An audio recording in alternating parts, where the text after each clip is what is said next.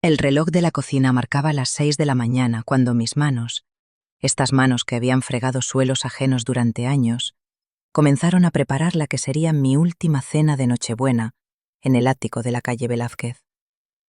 Fuera, Madrid dormía aún su resaca de luces navideñas, pero yo llevaba despierta desde las 5, como cada 24 de diciembre de los últimos 6 años, desde que Diego y Elena se instalaron en este piso que, aunque ellos no lo supieran, yo misma había comprado.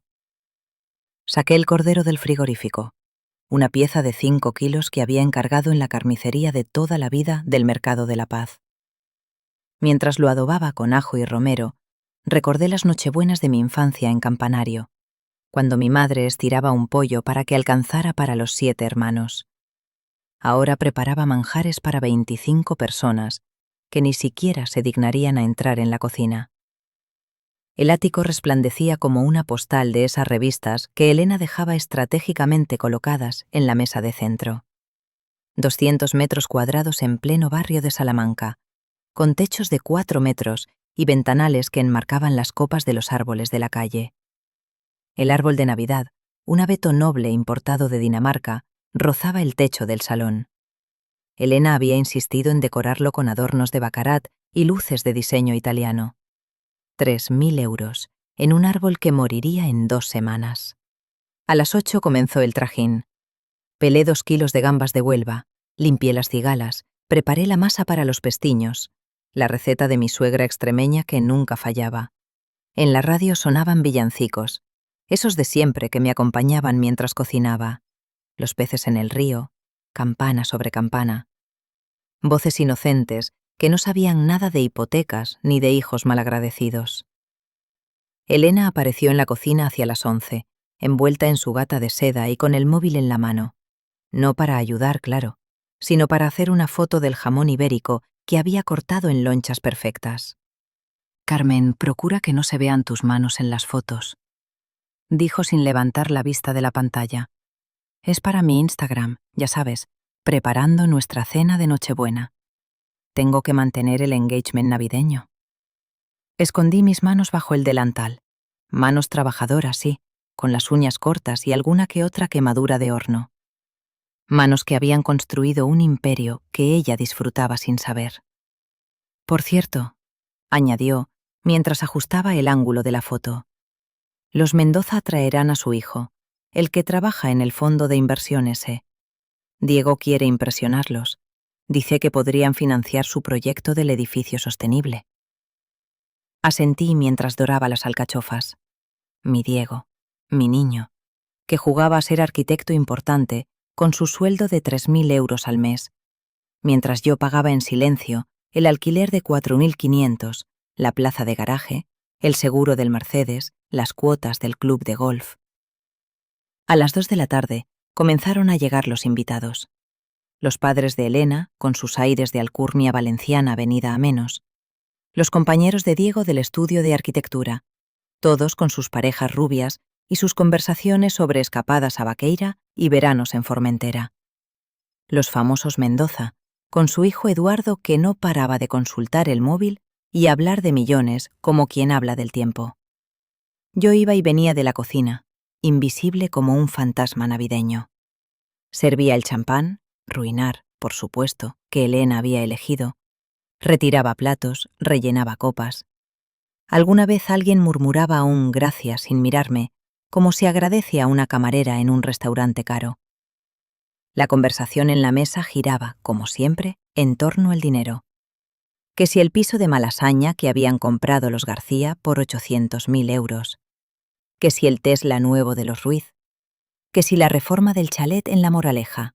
El problema de Madrid es que se ha vuelto carísima, decía Eduardo Mendoza, mientras yo servía el cordero. Ya no puede vivir aquí cualquiera.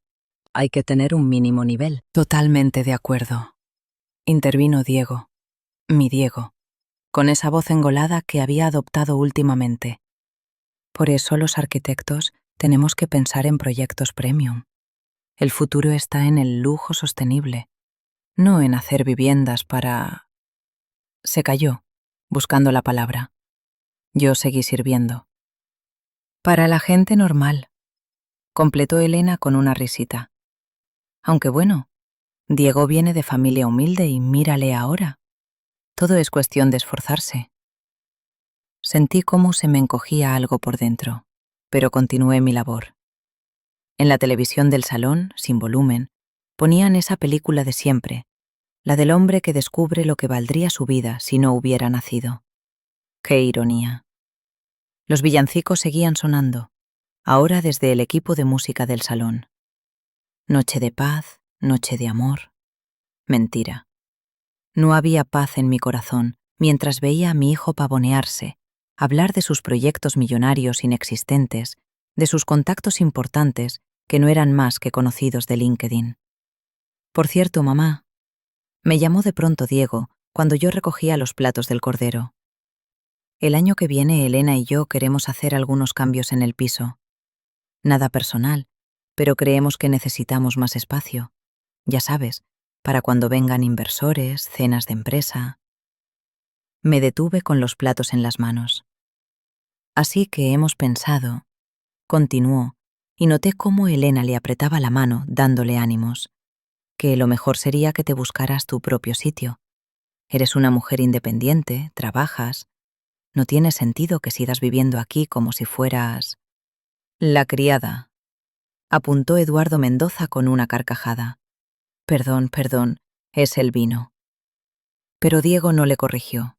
Siguió hablando, cada palabra una puñalada envuelta en papel de regalo navideño.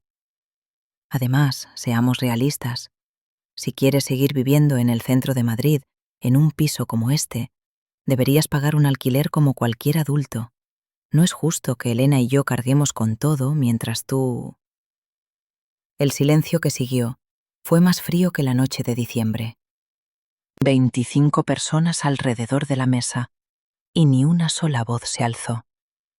Vi cómo algunos bajaban la mirada al plato, otros bebían vino fingiendo no haber oído nada. Elena sonreía con esa mueca tensa que ponía en las fotos. Dejé los platos en la mesa con cuidado. Me quité el delantal despacio, lo doblé con la misma precisión con que había doblado la ropa de Diego durante 29 años. Tienes razón, hijo, dije con una voz que no reconocí como mía. Es hora de que cada uno pague lo suyo. Me dirigí al cuarto que había sido mío durante 6 años. En el armario estaba la maleta pequeña que siempre tenía preparada, por si acaso. Metí lo esencial: la ropa sencilla que usaba cuando no estaba sirviendo cenas, las fotos de Fernando, mi marido muerto, la libreta donde apuntaba las cuentas que nadie más veía.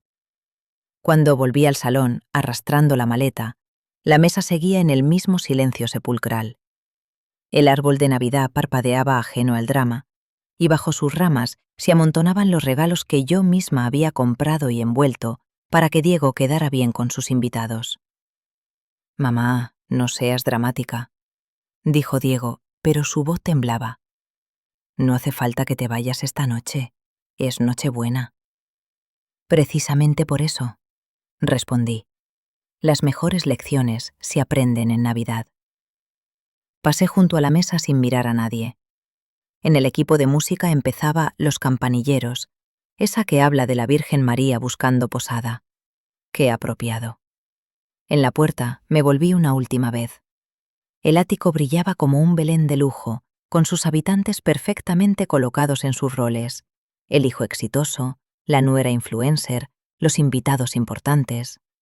Solo sobraba la madre pobre, la que había fregado escaleras para pagar la universidad del niño, que ahora se avergonzaba de ella. Feliz Navidad, dije, y cerré la puerta. El ascensor bajó 5 pisos en silencio. En el portal, el conserje me miró extrañado. ¿Se va de viaje, señora Carmen? ¿En Nochebuena? A casa, Antonio, me voy a casa. Salí a la calle Velázquez. Madrid brillaba con sus luces navideñas, ajena a los dramas particulares. En la Gran Vía, el Corte Inglés mostraba su espectáculo de luz y sonido. Las familias paseaban felices, o al menos fingiendo serlo. Paré un taxi. El conductor, un señor mayor con acento extremeño como el mío, me miró por el retrovisor. ¿A dónde la llevo, señora? A Carabanchel, dije, a mi verdadera casa. Mientras el taxi atravesaba Madrid, de la zona noble a la trabajadora, pensé en los regalos que acababa de hacer. No estaban bajo el árbol del ático, no llevaban lazos ni papel brillante, pero Diego los recibiría pronto, uno a uno. Los regalos que toda madre debe dar algún día: la verdad, la responsabilidad y la oportunidad de crecer. En la radio del taxi sonaba el último villancico. Los Reyes Magos llegaron ya y eran 3. 3 eran también los regalos que yo le haría a mi hijo, pero eso, claro, él aún no lo sabía. El taxi me dejó en la calle Blasón, frente al portal número 23. Mientras subía los 3 pisos hasta mi verdadero hogar, cada escalón me devolvía un poco de mí misma. No hay ascensor aquí, pero tampoco hay miradas de desprecio ni silencios cómplices. Abrí la puerta de mi piso y respiré hondo. 90 metros cuadrados que olían a hogar de verdad, no a ambientador caro. Los muebles de madera maciza que Fernando y yo habíamos restaurado los domingos. Las cortinas que yo misma había cosido. La cocina donde nadie me miraba las manos. Dejé la maleta en el recibidor y me dirigí al salón. Allí, sobre la cómoda, estaba nuestra foto de boda. Fernando con su traje prestado y yo con el vestido que me había hecho mi hermana. Campanario, 1985. Teníamos hambre de futuro entonces. Me serví un vaso de agua y me senté en mi butaca de siempre, la que había sido de mi suegra. Las luces de Navidad de los vecinos parpadeaban a través de la ventana, pero yo ya no necesitaba más brillo que el de mis recuerdos. Fernando me encontró fregando la escalera del edificio donde él trabajaba. Era octubre del 85, y yo llevaba 3 meses en Madrid, durmiendo en casa de una prima y limpiando portales por 800 pesetas. Él subía con su cubo de cemento cuando me vio arrodillada en el 3er piso, frotando una mancha rebelde. «Así no se quita», dijo con su acento extremeño cerrado. «Necesitas vinagre caliente». «¿Y usted qué sabe?», le contesté sin levantar la vista. «Sé de manchas en las manos, y sé reconocer cuando alguien trabaja de verdad». Nos casamos 6 meses después, sin banquete, sin vestido de princesa, sin nada más que ganas de construir algo juntos. El primer año dormimos en un colchón en el suelo de un piso compartido en Orcasitas. Él salía a las 5 de la mañana hacia las obras. Yo limpiaba 3 portales antes de ir a servir comidas en una casa de Chamberí.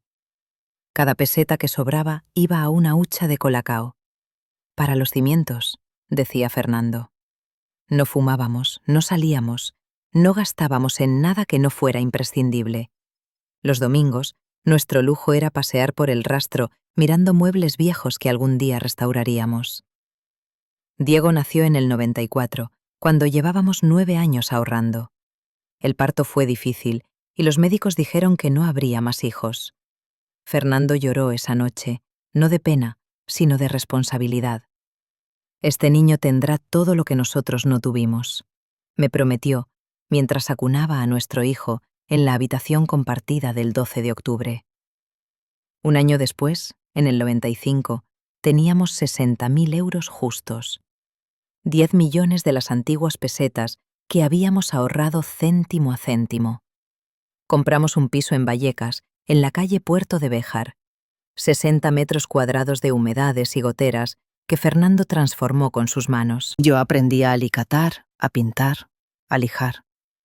Diego gateaba entre botes de pintura mientras nosotros creábamos nuestro primer hogar de verdad. Pero no era para nosotros. En cuanto estuvo listo, lo alquilamos.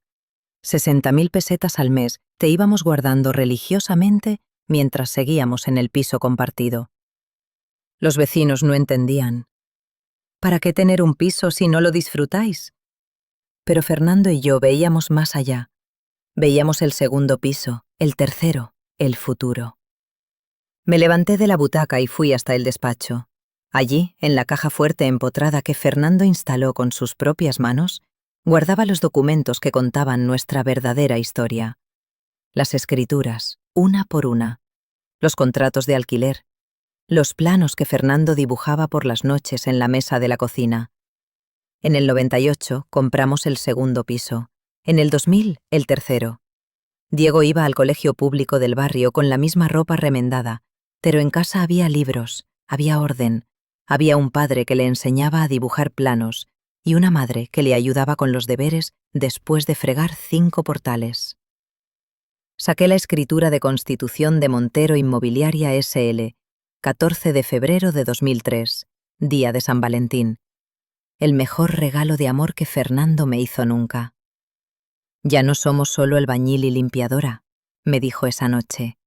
Somos empresarios, Carmen, pero que eso no se nos suba a la cabeza. Y no se nos subió.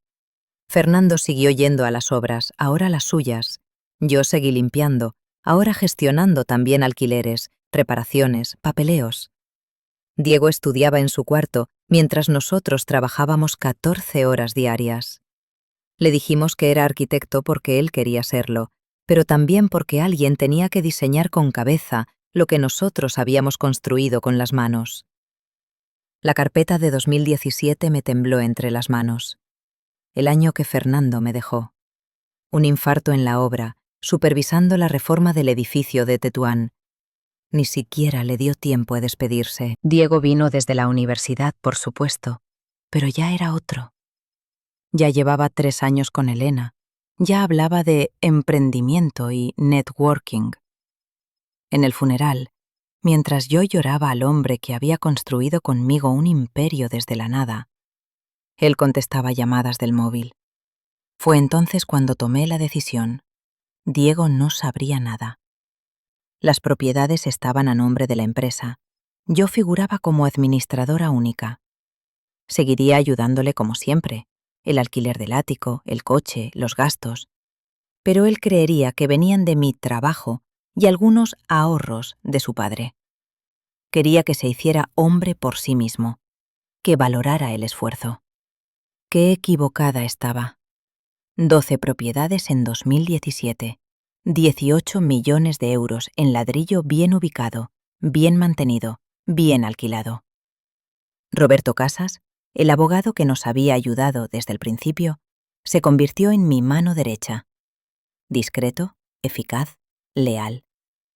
Isabel Ruiz llevaba la parte fiscal. Entre los 3 manteníamos el imperio en silencio, mientras yo fingía ser solo la madre pobre que limpiaba casas. Miré el reloj. La 1 de la madrugada del día de Navidad. En el ático estarían abriendo los regalos, brindando con champán caro, riendo de la escena de la madre dramática. Bien. Cogí el teléfono y marqué. Roberto contestó al segundo tono. No pareció sorprendido. Carmen, ¿feliz Navidad? Roberto, perdona la hora. Necesito que prepares los documentos. ¿Todos? Todos. La no renovación del alquiler del ático.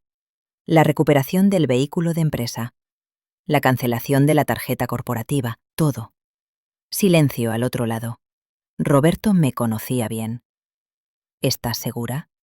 ¿Es tu hijo? Precisamente por eso. Fernando siempre decía que las herramientas no hacen al albañil. Es hora de que Diego demuestre qué clase de arquitecto es sin los andamios que le he puesto. Lo tendré todo listo para el 26. Pero Carmen, esto le va a doler. Miré la foto de Fernando en la cómoda. Mi marido sonreía con esa mezcla de determinación y ternura que tanto amé. A veces el amor duele, Roberto. Mi madre me lo enseñó cuando me mandó a Madrid con una maleta de cartón. Fernando me lo enseñó cuando trabajábamos 18 horas para no tocar los ahorros. Ahora me toca a mí enseñárselo a Diego. ¿Y si no lo entiende? ¿Y si te odia para siempre? Me levanté y fui hasta la ventana. Carabanchel dormía su noche de Navidad obrera. Mañana, los niños del barrio abrirían regalos modestos, pero ganados con sudor honrado, como los que Diego tuvo y ya no recuerda. Entonces habré fracasado como madre, pero no pienso fracasar como la mujer que Fernando amó. Él construyó edificios con sus manos. Yo tengo que construir un hombre con mi ausencia. Entendido. Te llamaré cuando esté todo listo. Roberto, una cosa más. Cuando Diego vaya a preguntar por qué irá, No le digas toda la verdad. Que investigue, que busque, que aprenda. Los mejores cimientos son los que uno mismo excava. Colgué y volví a mi butaca. En algún lugar de Madrid, las campanas tocaban anunciando la Navidad. Noche de paz, había cantado el villancico. No, todavía no había paz. Pero había comenzado la guerra más importante de mi vida, la batalla por el alma de mi hijo. Abrí el álbum de fotos viejas. Allí estábamos Fernando y yo en el primer piso de Vallecas, con Diego en brazos. Pobres pero juntos. Cansados pero esperanzados. Sin saber que 30 años después, yo estaría sola, rica y a punto de parecer cruel para salvar a nuestro hijo de sí mismo. Ayúdame, Fernando, susurré a su foto. Ayúdame a hacer lo correcto. En la mesa del comedor estaba la carpeta con los números reales. 18 millones en propiedades, 800.000 en liquidez. Una empresa saneada que Diego heredaría algún día cuando hubiera demostrado merecerla. Pero primero tenía que caer. Primero tenía que entender lo que su padre sudó, lo que su madre lloró, lo que cuesta de verdad construir algo desde la nada. Mañana sería el día de San Esteban, el día del primer mártir. Qué apropiado para empezar mi martirio particular. Ver sufrir a mi hijo para salvarlo. Me fui a la cama en mi dormitorio modesto. Sábanas limpias, pero no de hilo. Almohadas cómodas, pero no de plumas. Todo lo necesario, nada superfluo.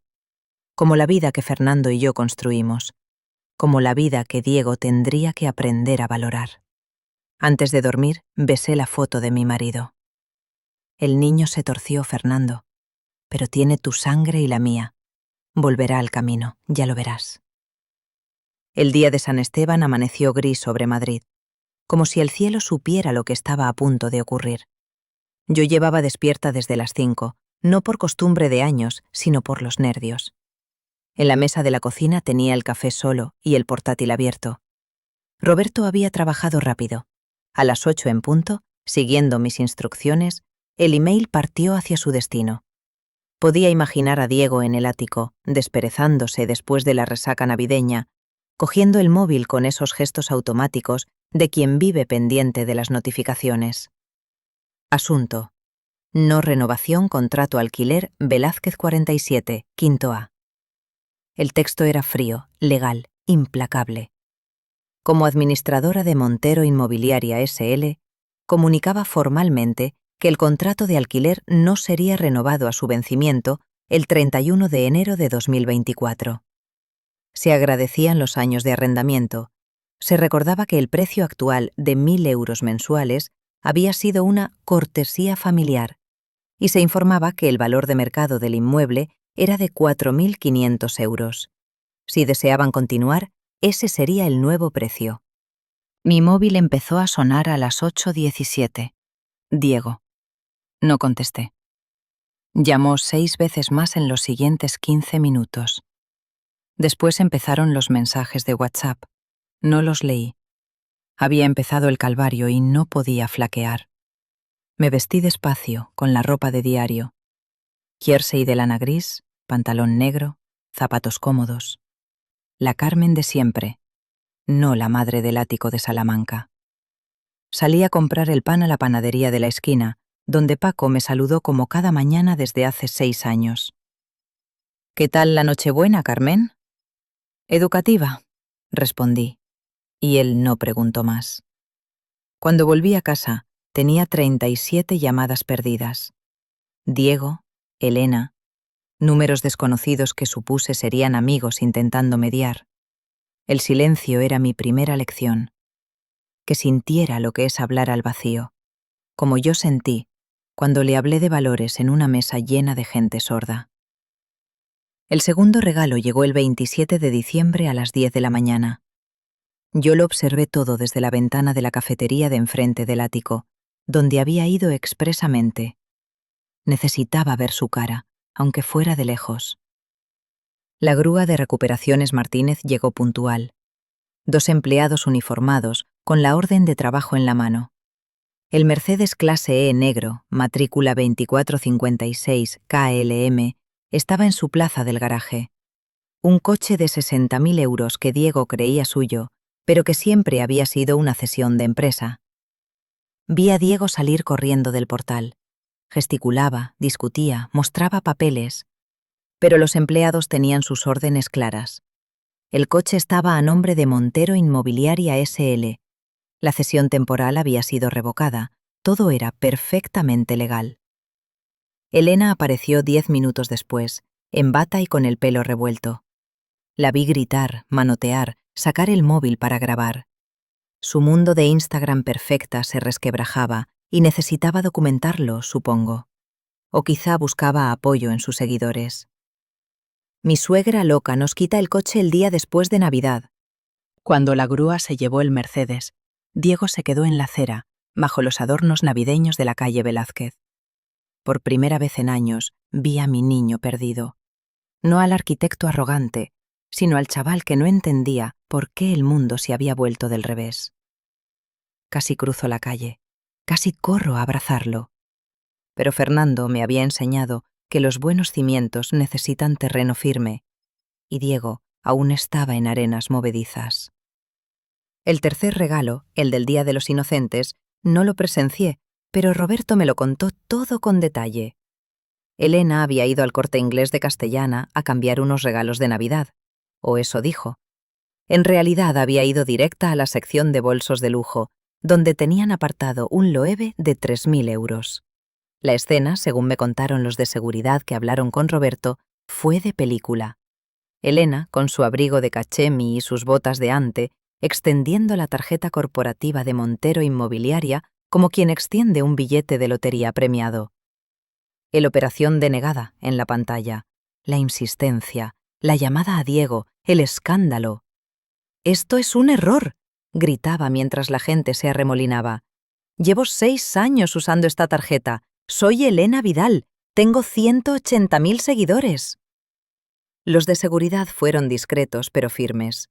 La acompañaron a un despacho donde le explicaron que la tarjeta había sido cancelada por la empresa emisora, que los últimos 6 meses habían registrado gastos por valor de 180.000 euros, que no había ningún error.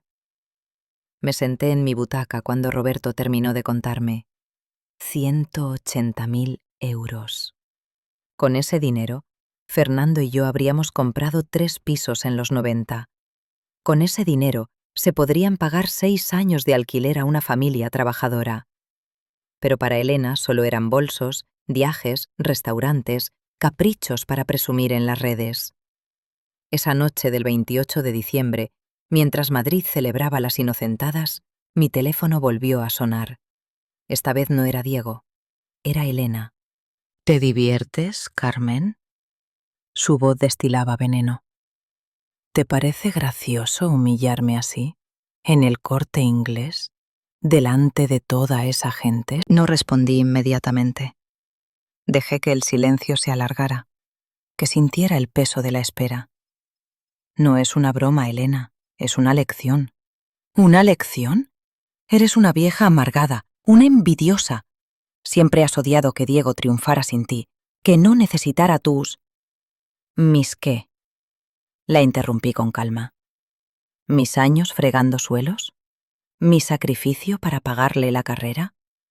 ¿O te refieres a mi dinero, ese que llevas 6 años gastando, mientras me tratabas como a la criada? Silencio. Por primera vez en 6 años, Elena Vidal no tenía respuesta preparada. Diego me echó de su casa en Nochebuena, continué, delante de 25 personas. Me dijo que pagara alquiler como cualquier adulto. Pues eso estoy haciendo, Elena, tratándolos como adultos. El alquiler real son 4.500 euros. El coche no es suyo. La tarjeta era una cortesía empresarial. Bienvenidos a la vida adulta. ¿Nos vas a arruinar? No. Os voy a enseñar la diferencia entre tener y merecer.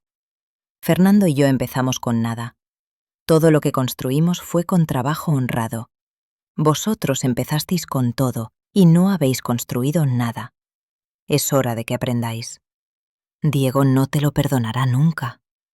Eso ya lo veremos. Si es el hijo que creo que es, lo entenderá. Si no, entonces habré fracasado como madre, pero no pienso fracasar como la mujer que prometí ser. Colgué antes de que pudiera responder. Fuera, las luces navideñas de Carabanchel parpadeaban modestas pero dignas. No eran las de la Gran Vía ni las del barrio de Salamanca, pero eran reales, pagadas con dinero limpio. Me preparé una cena sencilla: sopa de ajo como la que hacía mi madre en Campanario, pan del día, una naranja de postre. Mientras comía, pensé en Diego caminando por Madrid sin su Mercedes, calculando cómo pagar un alquiler real, descubriendo que 3.000 euros al mes no dan para la vida que llevaba. Los 3 regalos estaban entregados, como los Reyes Magos, pero al revés. Oro que se convierte en cobre, incienso que se vuelve humo, mirra que amarga, pero que puede curar. Ahora tocaba esperar, ver si mi hijo tenía la madera de su padre o si se quedaría en el serrín de las apariencias. En la mesilla de noche, junto a la foto de Fernando, dejé el rosario de mi madre. No soy mucho de rezar, pero esa noche hice una excepción. Que aprenda, susurré, que entienda, que vuelva siendo el hombre que puede ser, no en niño mimado en que se ha convertido. Las campanas de la iglesia del barrio dieron las 12, Día de los Inocentes terminado. Pero la inocentada más grande no había sido la mía. Había sido la de Diego, creyendo todos estos años que el éxito se hereda, que el mérito se compra, que el respeto se debe a quien te dio la vida sin preguntarse qué vida te dio. Mañana sería otro día. Más llamadas sin contestar, más súplicas sin atender, más lecciones por aprender. El camino de vuelta a casa siempre es el más largo, especialmente cuando ni siquiera sabías que te habías ido. Roberto me llamó el 29 de diciembre a las 9 de la mañana. Su voz, habitualmente neutra, tenía un tono de advertencia. Diego está aquí, en recepción. Exige hablar con la dirección de Montero Inmobiliaria. Me senté en el borde de la cama, aferrando el teléfono.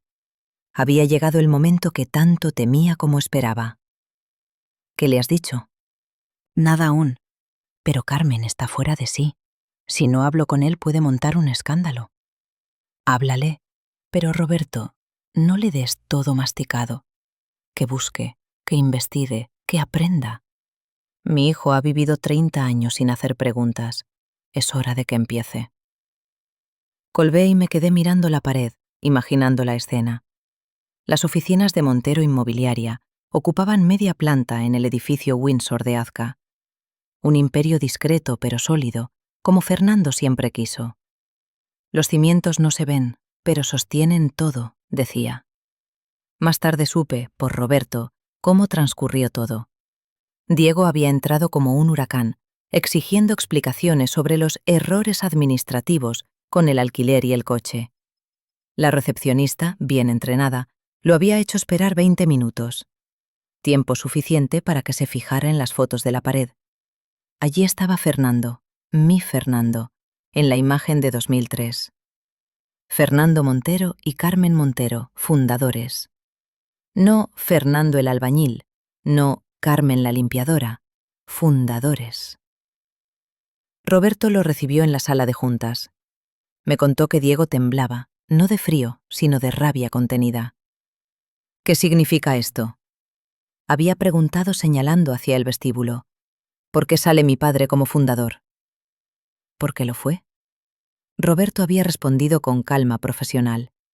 Fernando Montero fue cofundador y copropietario de esta empresa hasta su fallecimiento en 2017. Eso es imposible. Mi padre era albañil. Tu padre era constructor. Hay una diferencia. Empezó poniendo ladrillos y terminó levantando edificios. ¿Nunca te preguntaste de dónde salía el dinero para tu vida? Me imagino la cara de Diego en ese momento. El arquitecto que se creía self-made man, descubriendo que todo su castillo estaba construido sobre cimientos que no conocía. ¿Y mi madre? Había preguntado después de un largo silencio.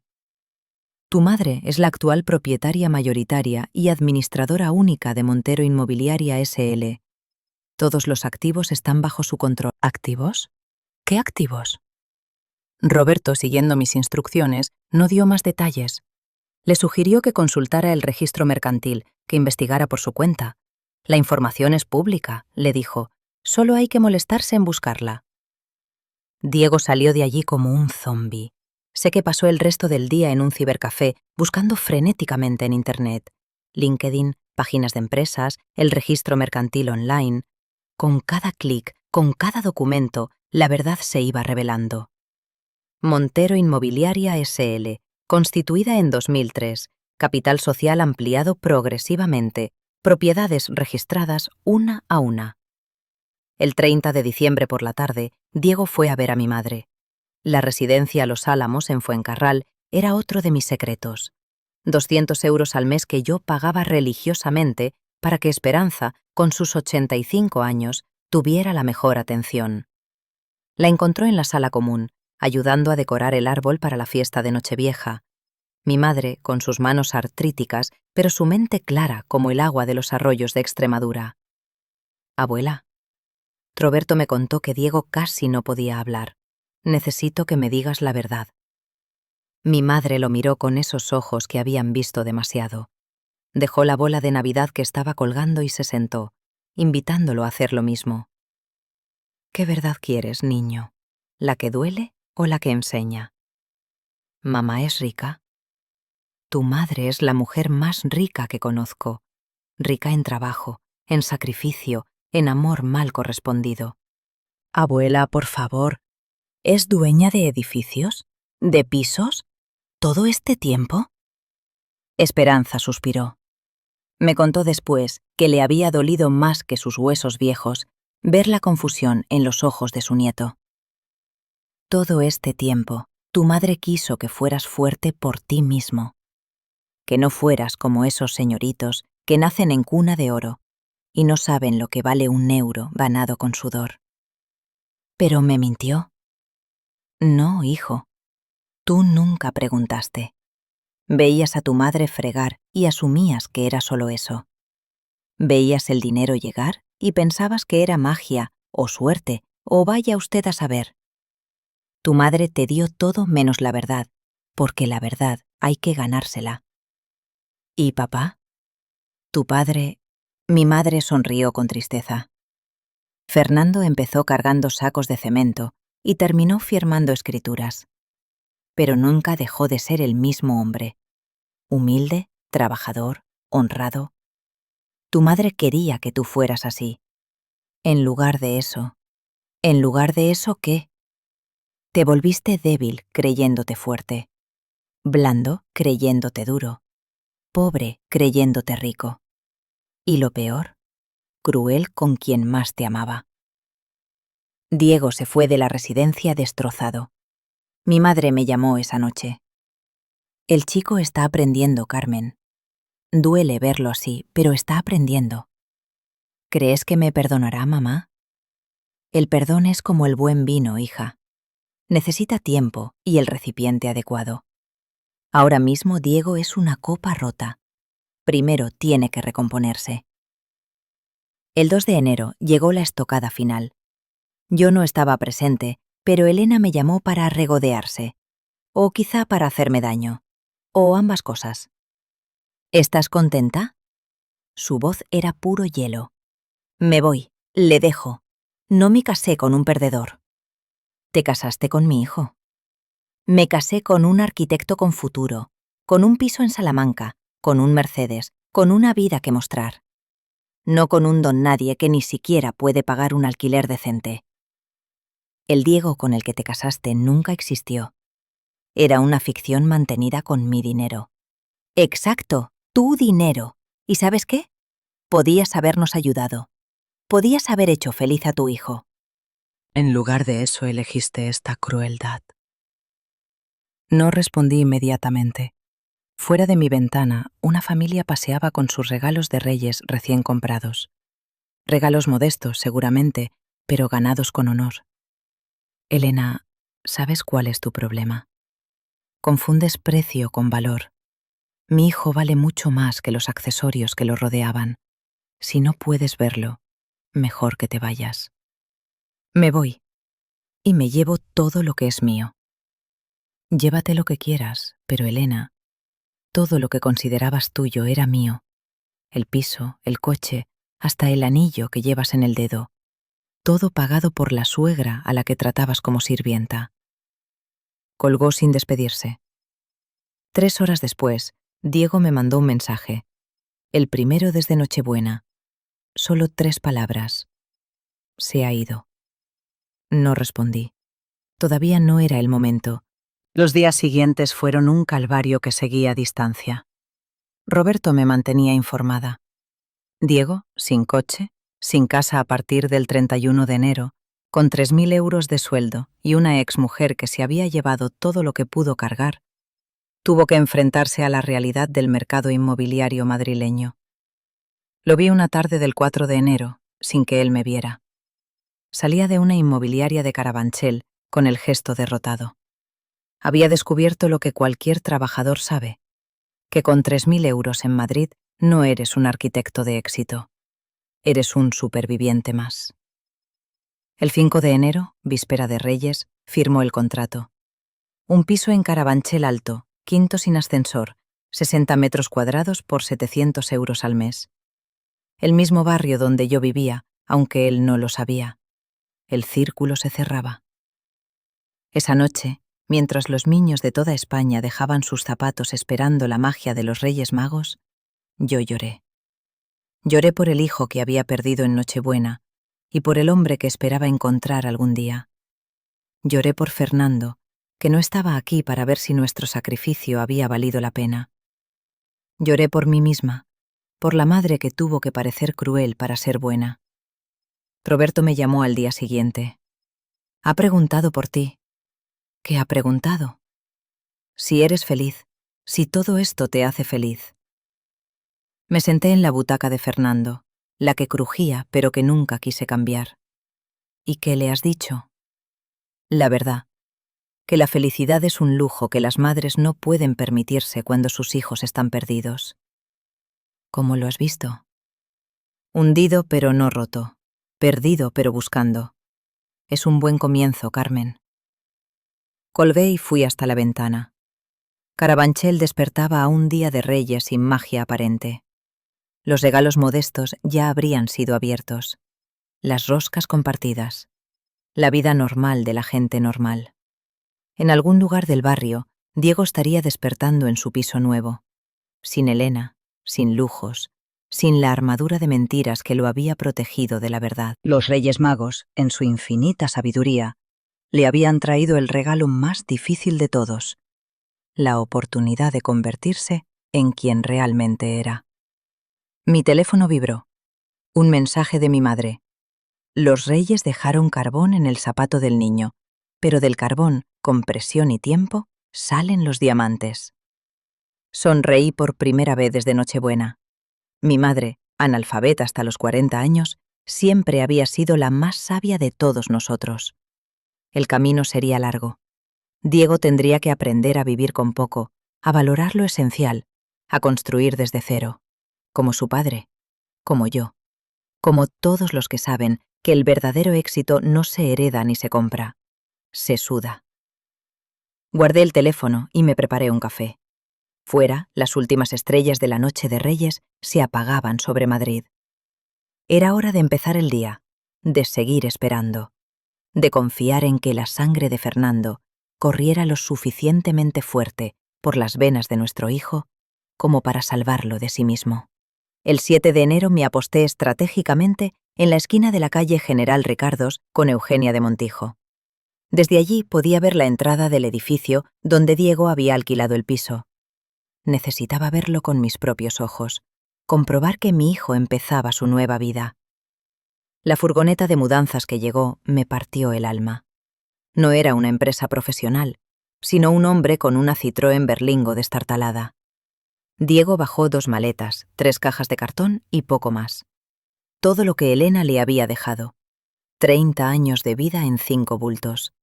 Lo vi luchar con las cajas en el portal. El edificio, construido en 1970, no tenía ascensor.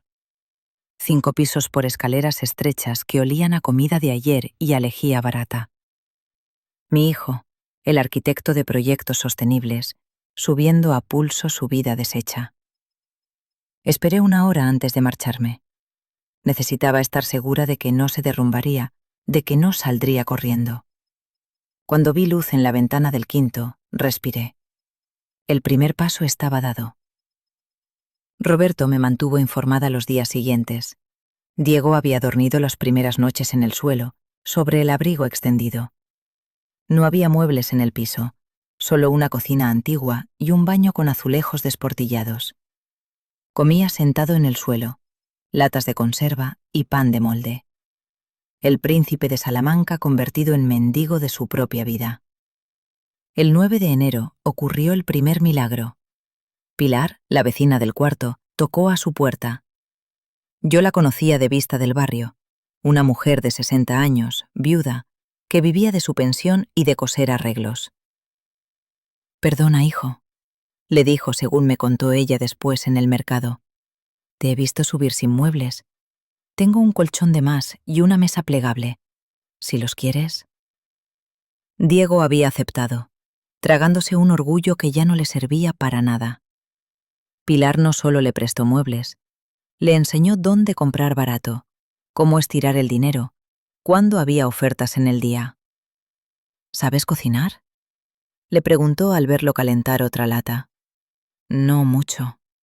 Ven esta noche, te enseño a hacer un cocido que te dura 3 días. Con 30 euros comes una semana si sabes cómo». Me enteré de estos detalles porque Pilar compraba en la misma frutería que yo. Sin saber que era mi hijo, me contaba del chico nuevo del quinto, tan educado pero tan perdido, como si hubiera caído de otro planeta. El 11 de enero, Diego desmontó solo el pequeño árbol de Navidad que había comprado en un chino por 5 euros. Me lo imagino guardando las bolas de plástico, enrollando las luces baratas, contrastando ese momento con las navidades del ático. Los adornos de baccarat sustituidos por purpurina china. Así es la vida cuando te quitan el envoltorio. El 14 de enero llegó el mensaje que lo cambiaría todo. No me lo esperaba, aunque debería haberlo previsto. Fernando había dejado amigos en muchos sitios, gente que respetaba su memoria. Andrés Herrera, arquitecto especializado en vivienda social, había trabajado con Fernando en los años 90. Ahora dirigía proyectos de rehabilitación en barrios humildes. De alguna manera, se había enterado de la situación de Diego. «He sabido de tus circunstancias», le escribió. «Tu padre fue más que un albañil para mí. Me enseñó que construir es un acto de amor. Si quieres aprender lo mismo, tengo un proyecto en Villaverde. Media jornada, 1.800 euros. El resto del tiempo lo necesitarás para estudiar lo que nunca enseñan en la universidad. Cómo vive la gente para la que construimos». Diego me llamó esa noche. Primera llamada real desde Nochebuena. «¿Tú le has pedido que me escriba?» «No sé de qué me hablas». «Andrés Herrera. Dice que trabajó con papá». «Tu padre trabajó con mucha gente, Diego. Gente que lo respetaba por lo que era, no por lo que tenía. Si Andrés te ha escrito, será por algo». Silencio largo. Podía oír su respiración, su lucha interna. «Son 600 euros menos de lo que gano ahora». «¿Y?» «Y necesito el dinero. El alquiler, la comida, no llego a fin de mes ni con los 3.000. Bienvenido al mundo real, hijo, donde la gente elige entre comer y pagar la luz. Donde 600 euros menos son la diferencia entre cenar y no cenar. Tú decides, seguir fingiendo que eres arquitecto o empezar a serlo de verdad». Colgó sin despedirse, pero supe la respuesta cuando, 2 días después, lo vi en la parada del metro a las 5:30 de la mañana. Llevaba ropa de obra comprada en Decatlón, una fiambrera en la mochila y la cara del que ha elegido el camino difícil. Villaverde Sur está en el otro extremo de Madrid, geográfica y socialmente. El proyecto de Andrés era ambicioso: rehabilitar un bloque de viviendas de los años 60, mantener a los vecinos mientras se reformaba, crear hogares dignos sin expulsar a nadie. Todo lo contrario a lo que Diego había aprendido en su estudio pijo. Las primeras semanas fueron brutales. Me lo contaba Roberto, que se había hecho amigo de Andrés con mi permiso velado. Diego llegaba a las 6, trabajaba con los obreros cargando material, midiendo, dibujando planos a mano en tableros improvisados. Por las tardes visitaba a las familias, entendía sus necesidades, aprendía que una vivienda es más que metros cuadrados. Sus manos, esas manos de niño bien que solo conocían el ratón del ordenador, se llenaron de callos. La primera semana sangró por una ampolla reventada. La segunda aprendió a vendarse. La tercera ya tenía el callo formado. Así se construye un hombre, capa a capa, dolor a dolor. El 20 de enero fue el cumpleaños de Pilar. Me enteré porque la vi comprando ingredientes para tarta. Es una tontería, me dijo. Pero el chico del quinto insiste en que hay que celebrar. Dice que su vecina le ha enseñado más en 2 semanas que la universidad en 5 años. Esa noche, desde mi ventana que daba al patio interior, oí risas en el edificio de enfrente. Diego había organizado una fiesta sorpresa con los vecinos. Tortilla de patatas, vino de brick, la tarta hecha por él siguiendo instrucciones de YouTube. Vi su silueta en la ventana de Pilar, sirviendo café en tazas desparejadas, riendo con gente que 2 meses antes habría ignorado en la calle. El 28 de enero me lo encontré en el mercado. Yo iba a propósito a esa hora, sabiendo que él estaría comprando para la semana. Lo vi comparar precios, calcular, devolver los yogures de marca para coger los blancos. Mi hijo aprendiendo matemáticas de supervivencia. Nos miramos a través de los puestos. 30 metros y un abismo de dolor entre nosotros. Di el primer paso. ¿Cómo estás? Aprendiendo, respondió secamente. ¿El trabajo con Andrés? Es diferente. Diseñamos viviendas para gente real. 60 metros que tienen que ser un hogar, no un escaparate. Papá hubiera estado orgulloso. Se me humeó la vista, pero mantuve la compostura. Tu padre siempre estuvo orgulloso de ti, incluso cuando no lo merecías. ¿Y tú? ¿Estás orgullosa? Lo miré bien. Había adelgazado, tenía ojeras, las manos encallecidas y manchadas de cal. Pero había algo nuevo en sus ojos, una chispa de verdad que no había visto en años. Pregúntamelo cuando termines de construirte. No se juzga un edificio por los cimientos, sino por cómo se mantiene en pie. Me fui sin comprar nada, dejándolo allí entre las verduras y las dudas. No era cruel, era necesario. El Diego que yo había criado estaba muriendo en ese mercado. El que nacería de sus cenizas todavía estaba por ver. El último día de enero fue cuando llegó el verdadero examen. Andrés le propuso presentar su trabajo del mes, el diseño de 10 viviendas sociales optimizadas, no ante inversores con billones, sino ante las familias que las habitarían, madres solteras, jubilados con pensiones mínimas, inmigrantes que enviaban la mitad del sueldo a sus países. Diego trabajó toda la noche del 30, según me contó Pilar. Lo oyó caminar, murmurar, romper papeles. A las 3 de la madrugada bajó a pedirle café. Ella le hizo uno bien cargado y se quedó escuchando mientras él le explicaba cómo meter una vida digna en 60 metros cuadrados.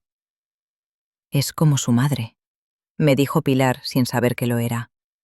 Se le nota la casta humilde, aunque haya intentado esconderla. Los señoritos de verdad se habrían rendido la primera semana. El 31 de enero, mientras Madrid se preparaba para otro mes, yo me senté en mi butaca a hacer balance. Un mes desde que mi hijo salió del ático con 2 maletas. Un mes viviendo con menos de lo que antes gastaba en una cena. Un mes aprendiendo lo que Fernando y yo tardamos años en entender. Que la dignidad no se compra, se construye. Esa noche me permitió un pequeño lujo. Saqué el álbum de cuando Diego era pequeño. Allí estaba, con 5 años, ayudando a su padre a pintar la pared del primer piso que reformamos. Manchado de pintura, sonriente, orgulloso de su brocha pequeña. Mira, mamá, estoy construyendo. decía en la foto que yo misma había sacado. Sí, hijo, ahora sí estás construyendo. Tu padre estaría tan orgulloso. Y yo estoy empezando a tener esperanza. Guardé el álbum y apagué las luces. Enero, el mes más largo, había terminado. Pero el verdadero trabajo acababa de empezar. Febrero llegó con una nevada inesperada que cubrió Madrid de un manto blanco. Desde mi ventana veía a Diego salir del portal a las 5:30, pisando la nieve virgen hacia el metro. Ya no arrastraba los pies, caminaba con propósito. La presentación del 31 de enero había sido un éxito, según me contó Andrés. No por los diseños, que eran correctos pero mejorables, sino por cómo Diego había escuchado. Cada crítica de las familias, cada sugerencia, cada necesidad expresada, la había apuntado en una libreta que me recordó a las que Fernando llevaba siempre. «Tu hijo tiene madera», me dijo Andrés cuando coincidimos casualmente en un café. Pero no la madera que él creía, tiene la de su padre. Escucha más de lo que habla y construye pensando en quién va a vivir, no en quién va a pagar. El sistema modular nació una noche de marzo. Pilar me lo contó emocionada, como si fuera su propio nieto el que hubiera descubierto América. Diego había estado días obsesionado con un problema: cómo rehabilitar sin desalojar, cómo renovar sin expulsar, cómo dignificar sin gentrificar. «¡Eureka, Pilar! ¡Eureka!», le había dicho golpeando su puerta a las 11 de la noche. Módulos prefabricados que se acoplan a la estructura existente, como un mecano, pero para casas. Podemos renovar piso por piso mientras la gente sigue viviendo. Esa primavera lo vi florecer como florecían los almendros del Retiro. Trabajaba 18 horas diarias, pero no como antes, para impresionar en LinkedIn, sino para resolver problemas reales. Cada módulo diseñado era una familia que no tendría que mudarse, cada mejora una vida más digna. En abril conoció a Lucía.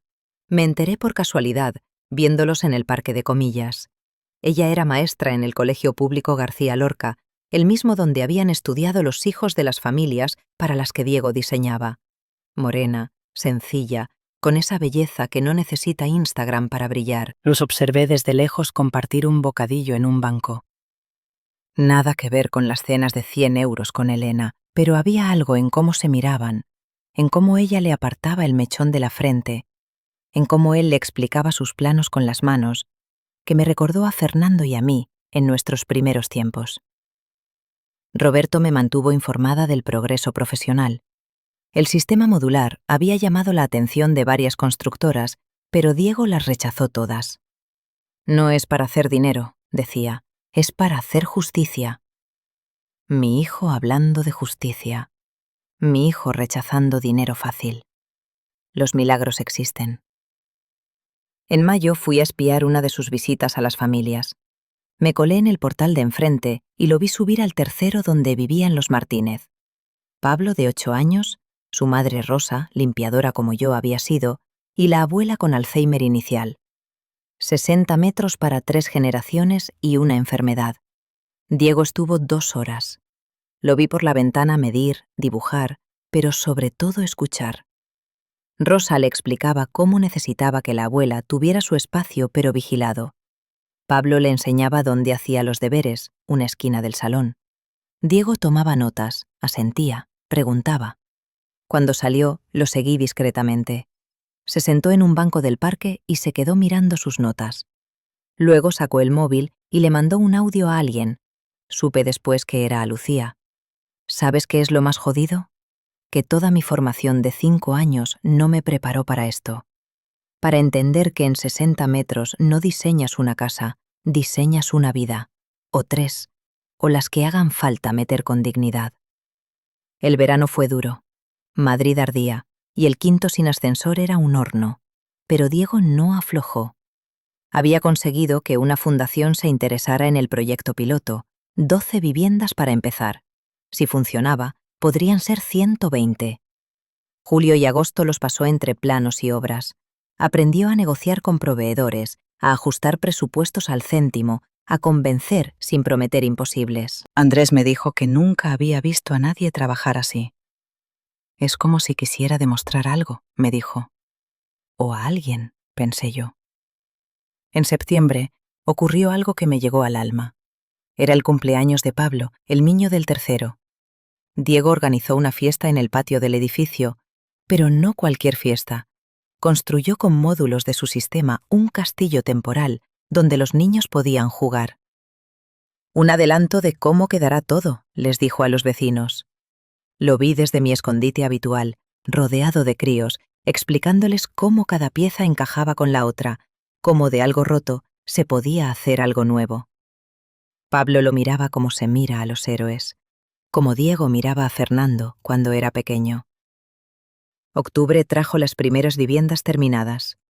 Fui a verlas una madrugada, cuando nadie podía reconocerme. Eran hermosas en su sencillez. Cada metro aprovechado, cada detalle pensado. Armarios que eran también separadores de ambiente, cocinas que se abrían o cerraban según la necesidad. Luz, mucha luz, porque la dignidad también entra por las ventanas. Pero lo más hermoso no eran los pisos. Era la placa en la entrada. Proyecto de Rehabilitación Social Montero Herrera, porque habitar es un derecho, no un privilegio. Mi apellido, el de Fernando, usado no para vender lujo, sino para dar cobijo. El ahorro de 200 euros mensuales era otro milagro. Me lo confirmó el cajero del banco, primo segundo de mi cuñada. Las redes del barrio funcionan. Diego había abierto una cuenta aparte donde ingresaba religiosamente cada mes. Para devolver, había escrito en el concepto. En noviembre, Roberto hizo su jugada. Lo llamó con la excusa de unos papeles del antiguo alquiler. En realidad, quería tantear si estaba listo. «Tu proyecto ha llamado la atención», le dijo como quien no quiere la cosa. «Hay inversores interesados, gente seria, con capacidad real de financiar las 120 viviendas». «No me interesa si van a especular», fue la respuesta de Diego. «No es especulación, es inversión social. Rentabilidad justa, impacto real. ¿Te interesaría presentarlo?» Roberto me contó que Diego se quedó callado un buen rato. Cuando habló, su voz era distinta, madura. «Depende. ¿Quiénes son estos inversores?» «Gente que cree que se puede ganar dinero sin perder el alma. El 15 de diciembre hay una reunión en las oficinas de Azca. Si tu proyecto los convence, tienes la financiación». ¿En Montero Inmobiliaria? Es neutral.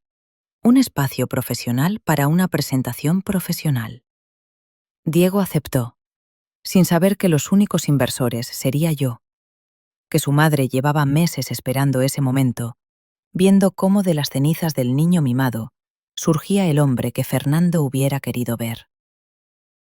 Los últimos días de noviembre fueron frenéticos. Diego preparaba la presentación con la misma obsesión con que antes preparaba sus pavoneos en el ático. Pero había una diferencia.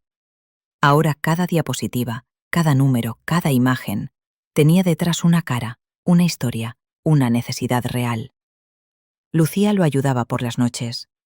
Los veía desde mi ventana trabajar en la mesa plegable de Pilar, él explicando costes, ella sugiriendo mejoras. Una vez los oí discutir. «No puedes poner margen cero», decía ella. «También tú tienes que vivir». 5% es suficiente. No voy a hacerme rico con esto. «No te pido que te hagas rico. Te pido que no te hagas mártir. Tu trabajo vale, Diego. Tú vales». Lo vi abrazarla entonces, largo y tendido, como Fernando me abrazaba cuando las cuentas no cuadraban, pero el amor sí. El 30 de noviembre recibí un mensaje suyo, el primero en meses que no era puramente funcional. «Mamá, el 15 de diciembre tengo una presentación importante. Sé que no tengo derecho a pedirte nada, pero me gustaría que vinieras. No como madre, sino como alguien que entiende de construir desde la nada. Tu opinión me importa». Me senté en la butaca de Fernando y lloré. Lloré de alivio, de esperanza, de ese dolor dulce que solo las madres conocen cuando ven que la siembra empieza a dar frutos. Le respondí con cuidado, midiendo cada palabra. «Estaré allí. No por ti, sino por las 120 familias que dependen de que alguien crea que merecen algo mejor. No esperes favoritismos. Si el proyecto no vale, no habrá dinero. Pero Diego, tu padre decía que los mejores edificios son los que se levantan después de un derrumbe. Demuestra que tenía un año menos un día desde que salí del ático arrastrando mi maleta. Hoy volvería a ver a mi hijo, no como madre, sino como la CEO que él nunca supo que era. Me vestí con cuidado. Traje gris oscuro, el que Fernando me regaló cuando firmamos nuestro primer contrato importante. Blusa blanca, sin joyas más que la alianza que nunca me quito. El pelo recogido en un moño bajo. Carmen Montero, empresaria. No la madre que había fregado platos en Nochebuena. Llegué a las oficinas de Azca una hora antes. Los empleados me saludaron con ese respeto que da el poder real, no el fingido. Me encerré en mi despacho a repasar los números. No los del proyecto de Diego. Esos me los sabía de memoria después de meses siguiendo cada avance. Sino los de mi empresa, los de mi vida, los del imperio que mi hijo descubriría hoy en su totalidad. A las 10 en punto, Roberto asomó la cabeza. «Ha llegado, viene acompañado». «¿Elena?», pregunté con un nudo en el estómago. «No, una chica morena, sencilla, maestra, creo». «Lucía». «Claro». La mujer que le había enseñado que valía por sí mismo, no por lo que aparentaba. Respiré hondo. «Que pasen a la sala de juntas en 10 minutos. Y, Roberto, que estén todos los directivos. Esto es una presentación real». La sala de juntas de Montero Inmobiliaria no es ostentosa, pero impone. Mesa de madera maciza para 12 personas, ventanales con vistas a medio Madrid, las fotos de nuestros proyectos en las paredes. Y presidiendo todo, el retrato de Fernando con casco de obra y planos en la mano. Entré por la puerta lateral cuando todos estaban sentados. Diego al fondo, con su portátil y sus nervios. Al verme se quedó petrificado. Había esperado encontrar a su madre pobre. Encontró a la mujer que dirigía 18 millones en activos. «Buenos días», dije tomando asiento en la cabecera. «Señor Montero, cuando quiera puede empezar su presentación». Lo vi tragar saliva. Lucía le apretó discretamente la mano por debajo de la mesa. Se levantó, y por un momento vi al niño que presentaba sus dibujos en el colegio. Pero cuando empezó a hablar, era un hombre. El proyecto de rehabilitación integral Villaverde Sur nace de una necesidad básica: dar dignidad habitacional sin expulsar a quien ya habita. No es vivienda social al uso, es justicia espacial. Durante 40 minutos, mi hijo desplegó su año de trabajo. Cada módulo explicado, cada familia considerada, cada euro justificado. No prometía rentabilidades del 20%. Prometía un 5 escaso pero seguro, y sobre todo, 120 familias viviendo con dignidad. Los directivos preguntaron: números, plazos, riesgos. Diego respondió a todo con la seguridad del que ha medido cada baldosa, hablado con cada vecino, calculado cada viga. No era el arquitecto de salón que diseñaba sin pisar la obra. Era el hijo de Fernando, aunque aún no lo supiera del todo. Cuando terminó, dejé que el silencio se alargara. Lo miré fijamente, ya no como CEO, sino como la mujer que lo parió con dolor y lo vio perderse con más dolor aún. «Señor Montero», dije al fin, «su proyecto requiere 7,8 millones de euros para 120 viviendas. El margen es mínimo, el riesgo considerable. Dígame, ¿por qué deberíamos invertir en esto?» Se puso de pie otra vez. Me miró directamente y por primera vez en años vi a mi hijo de verdad. Porque hace un año aprendí que hay dos formas de construir. Una es apilar ladrillos para quien pueda pagarlos. La otra es crear hogares para quien los necesita. Mi padre...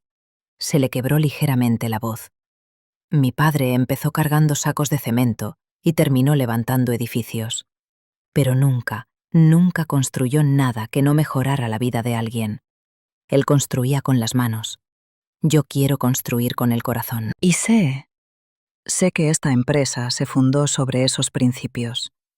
no sobre la especulación, sino sobre el sudor honrado. Si eso ya no vale aquí, entonces me equivoqué de sitio. El silencio era total. Vi a Isabel, mi directora financiera, secarse disimuladamente una lágrima. Roberto carraspeó. Yo mantuve la máscara profesional, aunque por dentro algo se estaba rompiendo. O quizá recomponiéndose. El proyecto está aprobado, dije levantándome. Felicidades, señor Montero. Montero Inmobiliaria invertirá los 7,8 millones. Roberto coordinará los detalles. Buenos días. Salí de la sala sin mirar atrás, pero alcancé a oír el estallido de alegría, los aplausos, el llanto de Lucía.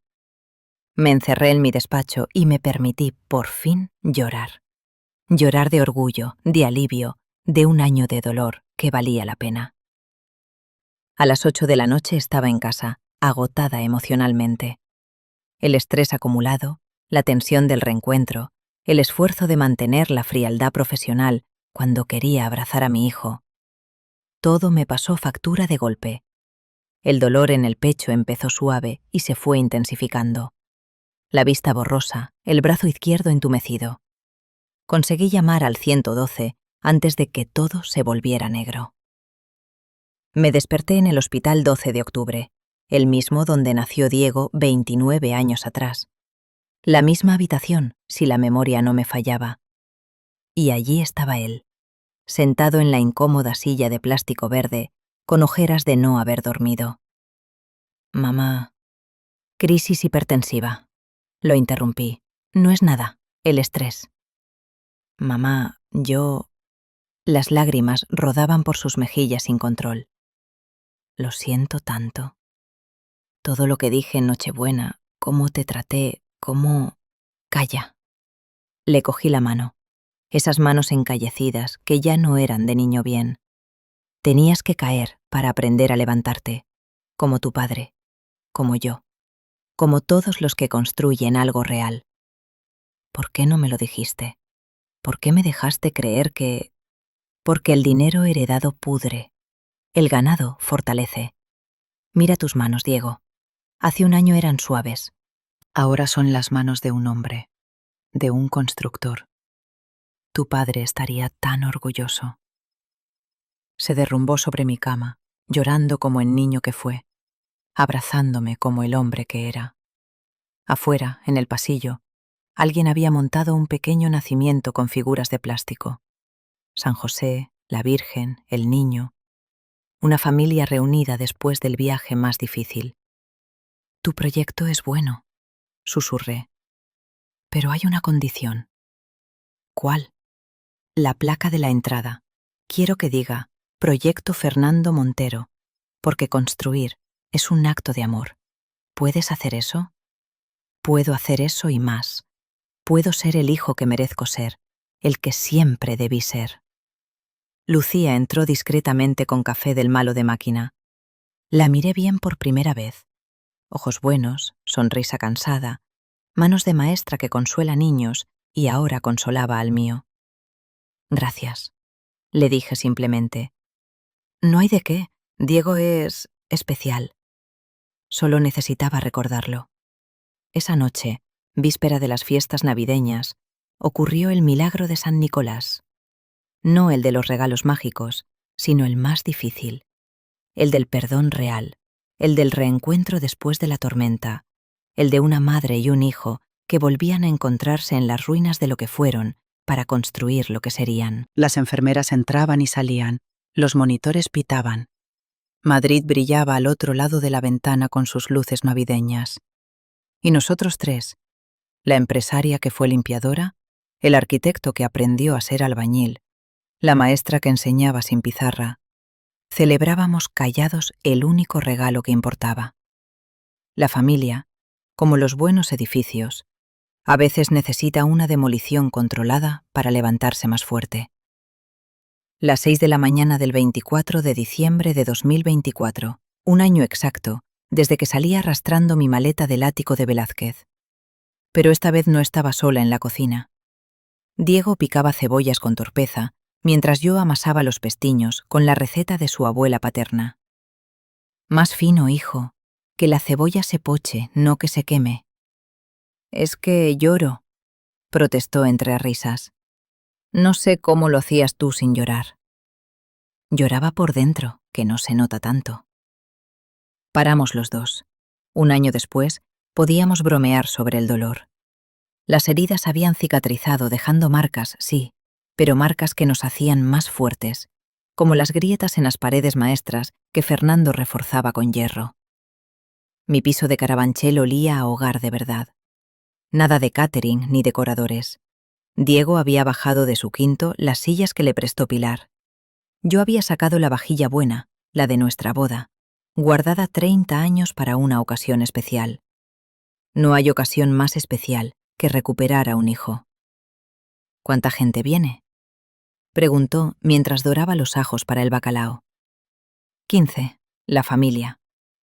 Pero si no tenemos tanta familia. La sangre te hace pariente, Diego. El amor te hace familia. A las 10 llegó Lucía con 2 bizcochos caseros y esa sonrisa que iluminaba más que todas las luces de Navidad de Madrid.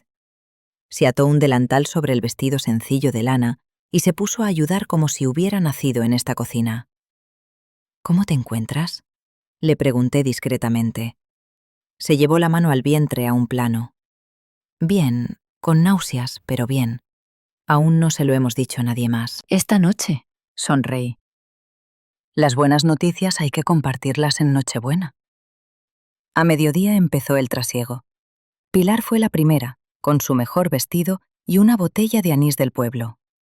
Ay, Carmen, si yo hubiera sabido que eras su madre. Hiciste de madre cuando yo no podía. Eso no tiene precio. Andrés llegó con su mujer y sus 2 hijas adolescentes. El hombre que le había devuelto a mi hijo el sentido del trabajo se fundió conmigo en un abrazo emocionado.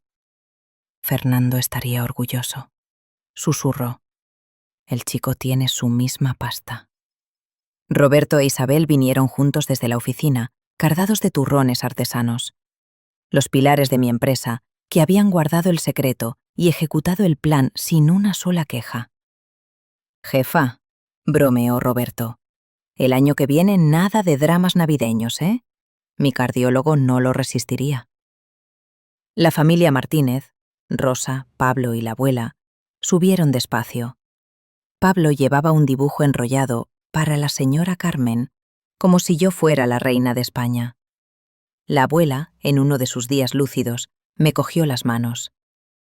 Dios bendice a quien da casa al necesitado, murmuró. Su hijo es un ángel. Es un hombre, corregí con orgullo, que a veces es mejor que un ángel. Mi madre llegó la última, en silla de ruedas empujada por Diego, que había bajado a buscarla. 85 años de vida dura no habían apagado la chispa en sus ojos. ¿Ves, hija?, dijo al entrar. A veces hay que romper para arreglar. Como con las aceitunas. Machacadas saben mejor. La mesa no era de diseño como la del ático. Era la de toda la vida, extensible, con las marcas de los años. Pero cabíamos todos apretados, como debe ser la familia. Cerca, aunque a veces moleste el codo del vecino. La comida transcurrió entre risas y conversaciones cruzadas. Pilar le enseñaba a las hijas de Andrés su receta secreta de croquetas. Pablo le explicaba a mi madre cómo funcionaban los módulos del nuevo piso. Roberto y Diego discutían detalles del proyecto para el año nuevo. La vida, esa vida real que late en las cocinas y no en los restaurantes de 5 tenedores.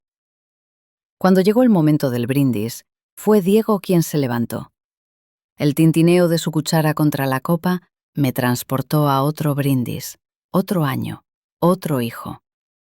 Pero el que estaba de pie ahora era el verdadero. Hace exactamente un año, empezó con voz firme. En una mesa más lujosa pero infinitamente más pobre que esta, dije las palabras más crueles que un hijo puede decir a su madre. Le pedí que pagara alquiler por vivir conmigo, que se buscara su sitio. que no era justo que Elena y yo cargáramos con ella. El silencio era absoluto. Hasta el bebé de los vecinos de arriba había dejado de llorar. Mi madre me dio lo que pedí. Me dejó solo con mi alquiler impagable, con mi vida de mentira, con mi éxito de cartón. Y entonces aprendí... Se le quebró la voz. Aprendí que el amor verdadero a veces consiste en soltar, en dejar caer al hijo para que aprenda a levantarse, en parecer cruel para ser infinitamente buena. Sacó un sobre del bolsillo. He ahorrado 200 euros cada mes. No es mucho, pero es honrado. Quiero empezar a devolver. Me levanté y cogí el sobre. 3.600 euros en un cheque a mi nombre. Lo miré, lo mostré a todos y lo rompí en pedacitos que cayeron como nieve sobre la mesa. No quiero tu dinero, hijo. Ya tengo lo que quería, tu carácter. Eso sí que es herencia de tu padre. Nos abrazamos llorando sin vergüenza. Alrededor, 15 personas que eran familia por elección aplaudían y lloraban también. Mi madre levantó su copa de agua con mano temblorosa. Por Fernando, dijo, que debe estar allá arriba más orgulloso que un pavo real en primavera. Por Fernando, repetimos todos. Fue entonces cuando Diego carraspeó y miró a Lucía. Ya que estamos de anuncios, ella asintió sonriendo. Para San José seremos uno más. Lucía está embarazada. El estallido de alegría hizo temblar las paredes. Mi madre se santiguó murmurando jaculatorias extremeñas. Pilar lloraba abrazada a Lucía. Pablo preguntaba si sería niño para enseñarle fútbol. ¡Un nieto!, exclamé sin poder contenerme. ¡Fernando va a ser abuelo! Y tú, abuela, me corrigió Diego. Abuela de verdad, de las que enseñan, no de las que malcrían. La conversación derivó a nombres, fechas, planes. Andrés ofreció trabajo a tiempo completo. Roberto habló de la nueva división social de Montero Inmobiliaria. Isabel sugirió que Diego la dirigiera. Con un salario justo, apunté yo, ni más ni menos de lo que vale, que ya hemos visto qué pasa cuando se vive por encima de las posibilidades. El proyecto va a viento en popa, añadió Diego. En marzo inauguramos la primera fase, 40 familias con hogar digno.